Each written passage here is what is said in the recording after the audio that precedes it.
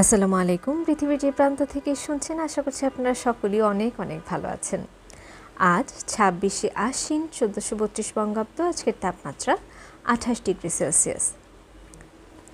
Essential sentence স্ট্রাকচারের ধারাবাহিক আলোচনায় আজ আমরা জানার চেষ্টা করব লুক ওভার এবং লুক থ্রু এই দুটো ফ্রেজাল ভার্বের পার্থক্য সম্বন্ধে।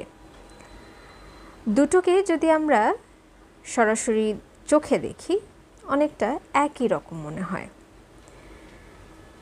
অর্থগত পার্থক্য রয়েছে এবং সেক্ষেত্রে অর্থ খুবই কাছাকাছি, পার্থক্যটি সূক্ষ্ম, তাই একটু মনোযোগ দিয়ে দেখতে হবে।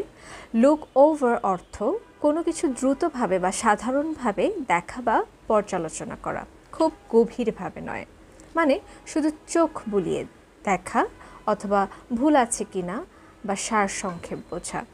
উদাহরণ দিয়ে আমরা দেখতে পারি, The teacher looked over my homework. শিক্ষক আমার হোমওয়ার্কটা একবার চোখ বুলিয়ে দেখলেন। অন্যদিকে লুক থ্রু বলতে আমরা বুঝি কোনো কিছু ভালোভাবে দেখা বা খোঁজা অথবা কাউকে উপেক্ষা করা, অর্থাৎ এখানে লুক থ্রুর দুটো মিনিং আছে, কোনো কিছু ভালোভাবে দেখা বা খোঁজা অথবা কাউকে উপেক্ষা করা। এখন দেখার মতো বিষয় হচ্ছে, আমরা যদি সাধারণভাবে বা খুব সুপারফিশিয়ালি দেখি তখন আমরা ব্যবহার করব লুক ওভার।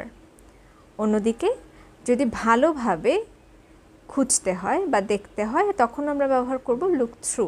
উদাহরণ, I looked through the files to find your name. তোমার নাম খুঁজে বের করার জন্য আমি ফাইলগুলো ভালোভাবে দেখেছি। অথবা she looked through the newspaper for job. সে চাকরির বিজ্ঞাপন খুঁজতে পত্রিকাটা ভালোভাবে দেখেছে।